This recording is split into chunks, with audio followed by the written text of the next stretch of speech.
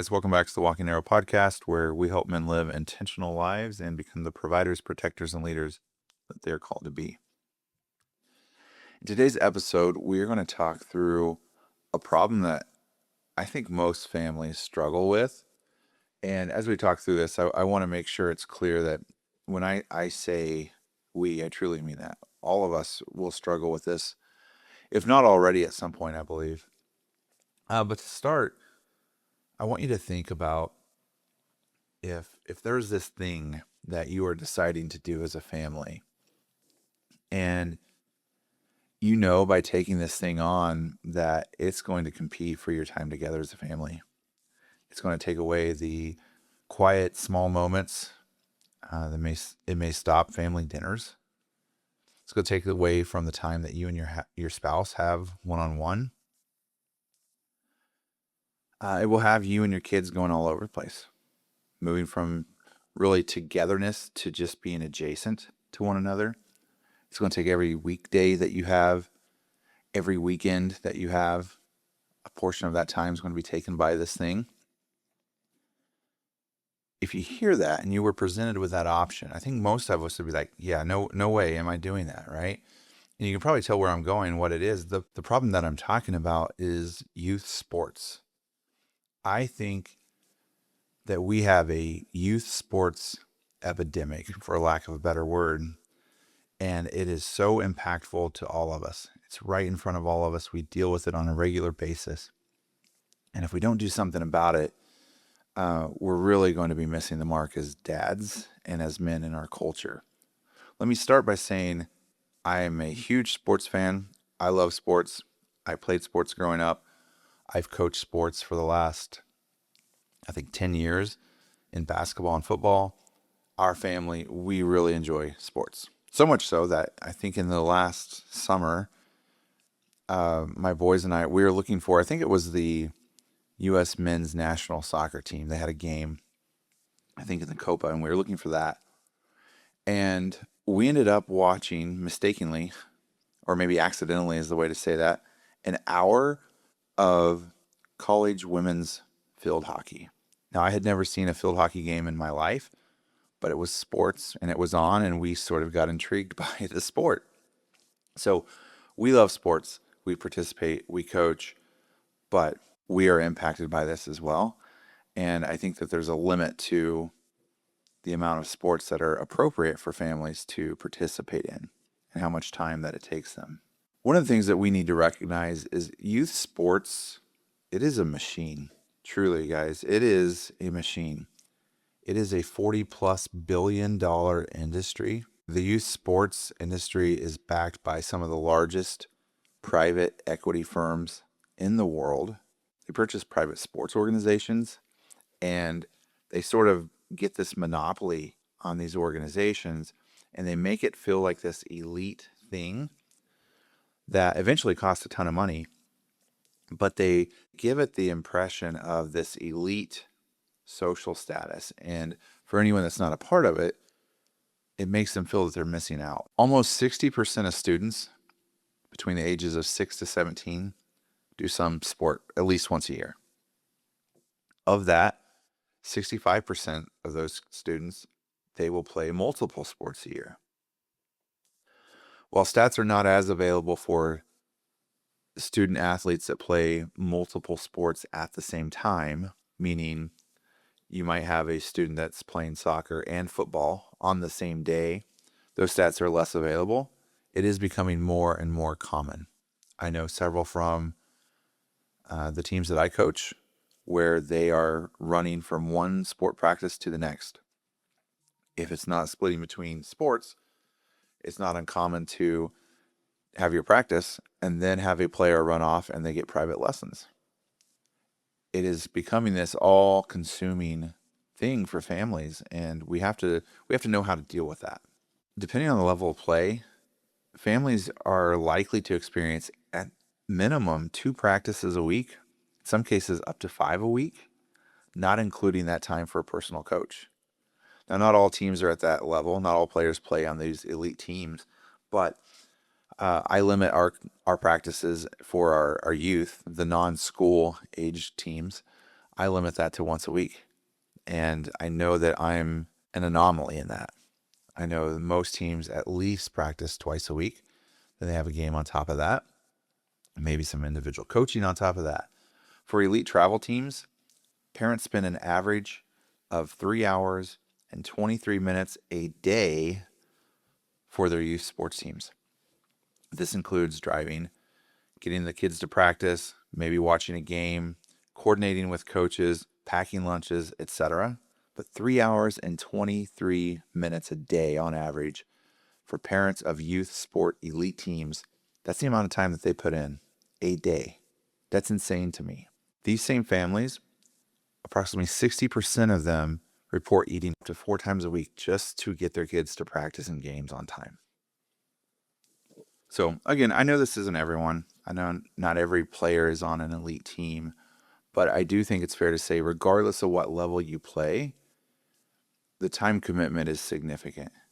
And I mean this in a challenging yet loving way.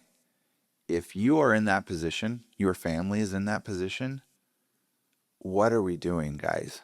Seriously, think through, what are we doing? I would question, do we have our priorities straight? And we're going to talk through this. But again, I mean that in a challenging yet loving way, because I'm not innocent of this either. There's times where I really value sports and I want my kid to do well, and I put too much emphasis on that. But if we have zero time together as a family outside of sports, we're doing something wrong. Let's get into some of the reasons why this exists. So we've talked about the output of this, like what is the outcome of these issues, but let's talk more about the issues. I think there's a handful of reasons behind this issue. Number one is probably the stereotypical response. Most of us think of, well, the parent is trying to live through their kids. But this can take a couple different shapes. One, I think, is the obvious one. And unfortunately, this truly does exist. I saw it last year. Last year I coached a second grade flag football team. And as we were off to the side warming up, there was a kindergarten flag football team playing on the field right by us. And they caught my attention because I heard cheering. There's this little guy, he had broken away for a long touchdown run. And it was fun. He was going as fast as his little legs would take him, and the defenders were chasing him down, but just couldn't quite get him. But it's really a cute moment. But the thing that caught my attention, and the reason why I say this is still a thing, is the dad of that little boy that scored. Quite honestly, he embarrassed himself. I remember thinking, like, man, what a pathetic man this is. But he just starts yelling so loud, like, they can't get you, and let this boy eat. And it was an embarrassing moment for him. And I feel for that kid as well, knowing what type of sports relationship he will likely have. And odds are not in his favor that he will finish playing sports through high school. The odds are high that when there's that much pressure on kids, that they will stop playing. They stop having fun with the sport. So that's unfortunate. So maybe you're like, well, I'm not that parent. I don't live through my kids' athletic endeavors. But maybe your sense of community comes from your friendships with parents of the other teammates. That's a thing, right? And it's great that we have that community. But maybe you're holding on to that sport team and you just want to invest so much time to that because that's where your friendships are. The friendships aren't bad in and of themselves, but the amount of time it takes us to maintain those, that's kind of the heart of the issue. Another reason I think this is such a thing is parents truly want the best for their kids. Again, that's not a bad thing. There are many good things that come from sports. Sports are great for competition. They build character. They build friendships. It helps us know how to lose. It helps us know how to win gracefully. Those are all good things. But that's not the only reason we put our kids in sports, unfortunately. In some cases, I think we also approach it from the standpoint of we want to give our kids opportunities that maybe we didn't have. I think it's fair to say that culturally, we are relatively more comfortable both in time flexibility and financially than we were when we grew up. And that's a great thing. And that's allowed us maybe to be more present for our kids' games. We were available, maybe we have the resources now to be able to haul our kids around to these things. And our parents back in the day would not have had that opportunity in many cases. So it's a different world. And I think that contributes to it because we just want the best for our kids. But again, that has its limits. Another reason is kids love playing sports, and parents want to give them chances to do something that they really enjoy doing. I saw a post recently on this topic, and the poster was encouraging families to take a break in the summer from all the sports activities. And as you can imagine, two sides to this debate, and it went back and forth. I was just sort of a spectator in it, but I was really surprised to see some of the comments that I saw, and a couple of them stood out. One of them was, good luck getting my kids off the field. Like they love doing that. My response to that is, who's running the household? It certainly shouldn't be the kid, right? It should be the parents. And I would challenge you guys, it should be men that set the tone for the household. The other thing that was very common is, well, that's how we do our trips. Our getaways are these kids' sports activities. And I think to some extent there could be something there. But again, are you together or are you adjacent? The last reason, and I think the biggest reason of all, is that parents do not want their kid to be left behind or to miss out. We have FOMO, fear of missing out, for our family and for our kids. We may see a friend join another team, so we think, oh, our kid needs to be there as well. We want that friendship to continue to develop. We don't want our kid missing out athletically or socially. So we overextend the time that we have with sports. Along those same lines, travel teams and even certain camps can become sort of this status symbol. There's a local basketball camp to where I live, and they have different tiers of lessons. You can do kind of a day only lesson, or their big one is an extended camp. It's kind of like a season pass, if you will. You get their camp, you get to be a part of a 3-on-3 tournament, and you get a backpack after the completion of this. If you purchase this tier of package, you get a backpack. And that backpack has sort of become the status symbol in the basketball world. The players are divided up into those that have the backpack and those that are not. And it's really this elite status. So much so that there are parents that have asked me, as I coach their kids in basketball, they've asked me like, hey, do you think this basketball camp would help my kid? And I have to say no. I mean, to be quite honest, some of these kids need to just dribble the stinking basketball, yet they're wanting to go to this camp because they see that, the top players, how they view it, they go to this camp. But it's really more of a status symbol. The truth is, these top players are just naturally more athletic at that age. And yes, they put in work, but it takes a lot of time. And it's not just hey, I want to send my kid to this camp and they're going to get better. It's, I'm going to send my kid to this camp. And I also have these lessons every other day of the week. They don't recognize it, but it does become the status symbol. And with this, obviously the concern of your kid missing out. Again, we want the best for them. We don't want them to fall behind athletically, but we also don't want them to fall behind socially, because that's a big part of the sports movement, is doing these teams together and building friendships. And you don't want your kid to be left out. I get that. So these are all the reasons that I think contribute to this problem. But as men, we have to ask ourselves why. You guys know that I'm a huge fan of asking why on the decisions that we make. And I think we have to ask ourselves, why do we put our kids into sports to begin with? Hopefully, that answer is those values we talked about at the beginning: to give them experience with competition, to build character, to build friendships, knowing how to lose, knowing how to win gracefully, and on top of all that, to have fun, right? That should be maybe the very first thing that we want. That should be the first thing on our list of whys, is to let our kids have fun. But I don't think that's always the case, obviously. If it was, then we wouldn't be having this conversation. But there are a few things as leaders of our homes that we can do, and I think we have to act on it. So I have a few rhetorical questions for us. I know some of you will dismiss these questions right away. My encouragement to you is don't. I just ask you to please consider them and really think through and see if it's something you can change to improve your family time. The first question, and let me remind you, when I say you in these questions, I mean we, okay?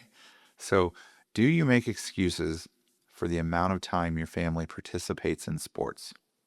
Do you start to say things like, well, it's not near as bad as the other family I know, or I know this other family that they play in a league that they have to travel 2 hours to get to practices. Maybe you'll say, I'm not going to sign them up for anything that takes more than 2 to 3 nights a week, as if that's not already enough, right? Do you talk about how devastated they'd be if they don't play? To this point, remember, you are in charge. Kids will get devastated over not being able to eat cold cereal for breakfast compared to like sausage and eggs. Kids just don't know what is best for them, right? So we can't put too much value in what our kids want. We can certainly understand what they want, what their desires are, but we have to lead the families. That's on us. Again, I would ask ourselves, what is our true why? Is it to live through our kids? We want the best for them, or we have FOMO. Maybe it's because you want your kid to get a scholarship. So you think, hey, this is an investment. I hear this one actually quite a few times. Some from guys I know locally, some from forums I follow. And the argument is that all this time being put in now is really an investment for their future. The reality is only 2% of high school athletes get a scholarship to university. Ask yourself, let's say you're in that 2%. If so, congrats. That's an amazing thing. But what next? Get the scholarship. What does that mean? You get tuition for free? You get discounted tuition? What does that mean in the grand scheme of things? Hopefully that scholarship was not done in a way that jeopardized other values that your kiddo could have learned, right? The other thing I would encourage us to ask ourselves is, what is our opportunity cost? If you're not familiar with that term, that's essentially an economic term that, there's a trade-off for everything, right? So if you, as an example, let's say you buy something for $20,000. Okay, that $20,000 went to the purchase, but it could have been used to purchase something else, $20,000 equivalent. So that's an apples to apples comparison. It could have been saved. It could have been invested with a good return. And in that case, the opportunity cost was much larger because you got a return on that. So from the standpoint of our time, what is the opportunity cost? What are we not doing as a family because we are doing sports? When's the last time you had dinner around the table? Not in front of the TV or, in quotes, together in the car going to practice, but truly phones down, tech off, talking around the table. When is the last time you did bedtime with the kids because you were home early enough? You weren't so exhausted at the end of the day because you got home and you spent time together. You had opportunities to do that. Another question is, does our behavior reinforce what we say is important? We likely say we value our family time, but does that get trumped by sports? Maybe you say your faith is important to you and you want your kids to grow in their relationship with the Lord. Do we miss church for practices or for games? Maybe we don't miss church, but maybe we rush off to do those events, or we miss our rest day in the Lord and our rest day as a family because we are doing sports instead. Another question is the way we are raising our kids in line with what we want them to do in both the midterm and long-term view? What I mean by that, midterm, I'm considering when our kids become parents themselves and they raise their own kids, do we want them to raise their kids how we are raising them now? Do we want them to have the same view of sports that we do? Do we want them running from sport to sport and practice to practice? Or would we encourage them to take advantage of the small moments, those everyday moments that just pop up naturally and tend to do so when you're just spending quality time together with no distractions? You're just engaged with one another. From a long-term perspective, as men that walk narrow, we value different things. We have to play the long game. We focus on eternity. At the end of our lives, as we think about, did we equip our kids appropriately? We're not going to be asking, did we give them enough sports opportunities? We should be asking, did we help them grow in their relationship with the Lord? Something that has an eternal impact. If the answer to this is no, we have some work to do. So let's talk about some things that we can do. Honestly, we could spend hours talking through this topic, and maybe there will be a future episode expanding on some of this, but just some quick things that we can do to follow these rhetorical questions that, again, I truly want you guys to ask yourselves and do a little bit of a gut check. Is there something that we need to improve? But some things that we can do right away. Number one, if your kid feels like their value comes from their athletic performance, make sure they know that they are valued no matter what. Okay? We've been talking a lot about the impact on the entire family unit. We haven't talked about the psychological impact on kids. You know, if we are maybe too hard on them, or if they believe that our expectations are so high of them that they can never succeed, there's some impact there as well. So let them know that they are valued no matter what. Next item, if you need to man up and lead your family, do so. I can't imagine a kid later in life not recognizing that their dad prioritized time together over sports and not think that that's a good thing.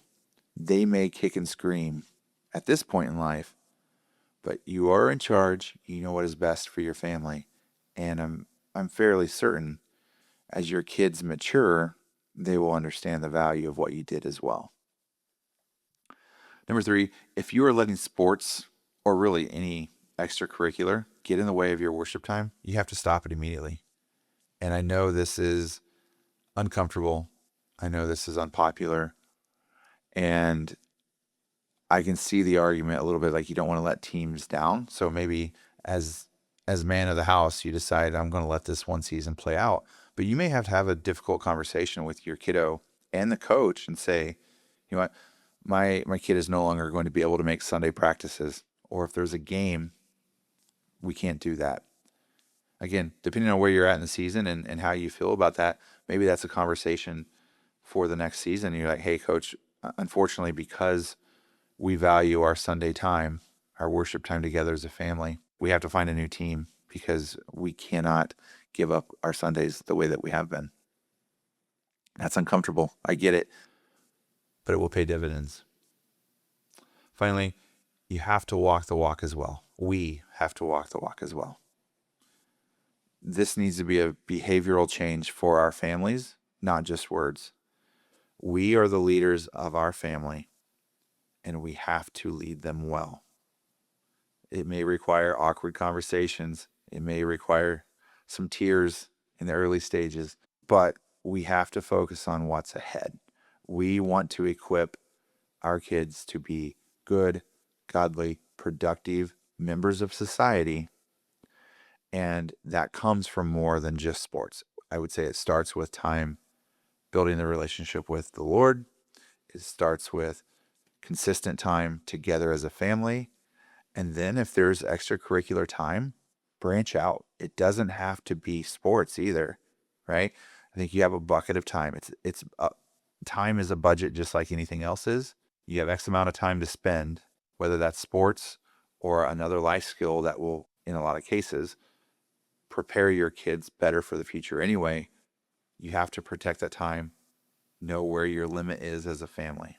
Guys, I know this episode may seem like a little bit of a downer, and I apologize if so. I don't mean it to be, but This is something that I'm passionate about. I live kind of on both sides of this. Again, I've played, I've coached. I fill the pool often, and I want my kids to succeed.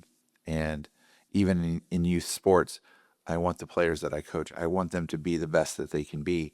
And when another parent will like say, "Hey, my kid can't make practice for whatever reason," my initial reaction is like, "What the heck? Don't they want to get better?" Uh, but I have to do a gut check for myself a lot as well. And that's why I want to share this. We are in control of what our families do. And what an honor that is. But we have to lead them well. They need us to lead them well. And even if they go kicking and screaming, it's up to us to make the right decisions for our family. We're losing precious time with them, guys. It truly is going quick.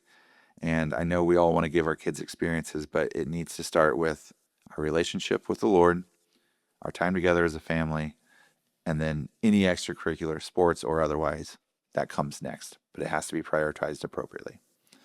Thanks so much for listening, guys. Really appreciate it. Watch for new content to drop soon.